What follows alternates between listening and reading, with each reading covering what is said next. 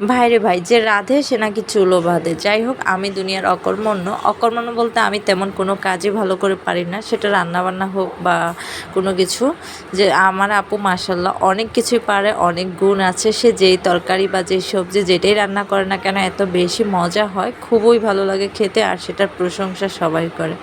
তো আজকে আমি আমার আপুর রান্নার ভিডিওটা তোমাদের কাছে শেয়ার করব, মানে ও কি রান্না করছে।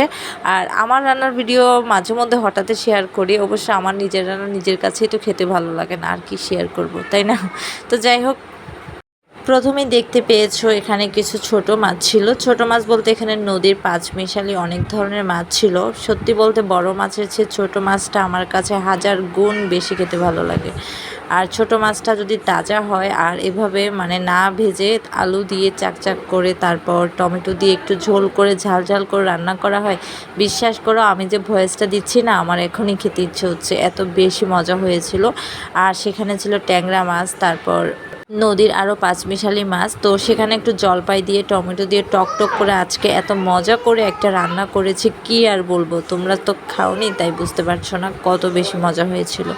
প্রথমে দেখতেই পেয়েছো কাঁচা মাছগুলোকে কিভাবে রান্না করেছে। আমাদের বাসায় সাধারণত ছোট মাছটা রান্নার আগে ভাজে না, মানে বিশেষ করে বড় মাছটাই ভেজে খেতে সবাই পছন্দ করে। আর যদি নদীর ছোট মাছ হয় তাহলে সেটা হাতে মাখিয়ে হোক বা এভাবে কাঁচা রান্না করলে সেটা বেশি পছন্দ করে। আর আমাদের সবার কাছে, মানে আমাদের পরিবারের সবার কাছে ছোট মাছের টকটক একটা ঝোল রান্না মানে এত বেশি ভালো লাগে, সবাই খুব পছন্দ করে। আর এদিকে ঢ্যাঁড়স ভাজি করে নিচ্ছে। অবশ্যই এই কড়াইটা দেখে কেউ বাজে কমেন্ট করিও না, কারণ এই কড়াইটা অনেক পুরনো হলেও কি অনেক গুণ আছে। কিছু কিছু আছে না যে পুরনো হলেও মায়া ছাড়া যায় না, ঠিক সেম এই কড়াইটার প্রতি সবার অনেক বেশি মায়া পড়ে গিয়েছে। এটাতে অনেক রান্না হয়েছিল অনেক আগেরই, দেখতে একটু খারাপ হলেও খেতে কিন্তু রান্নাটা অনেক বেশি ভালো হয়। আর এটাতে সব কিছু ভাজাও যায়।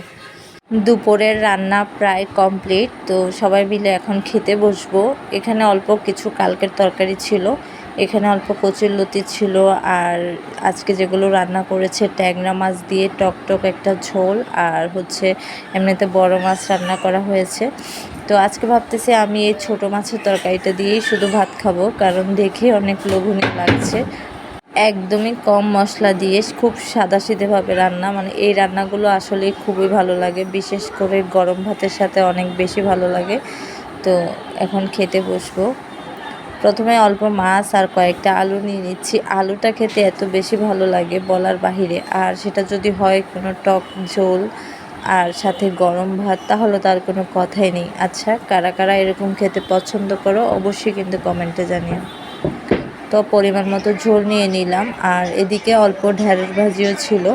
ঢ্যাঁড়স ভাজিটা তেমন একটা খেতে ভালো লাগে না আমার, তাই আর নিলাম না। তো ব্যাস সবাই মিলে খেতে বসলাম। আর আজকে দুপুরে খাবারটা কেমন হলো অবশ্যই কমেন্টে জানিও। আল্লাহ হাফেজ।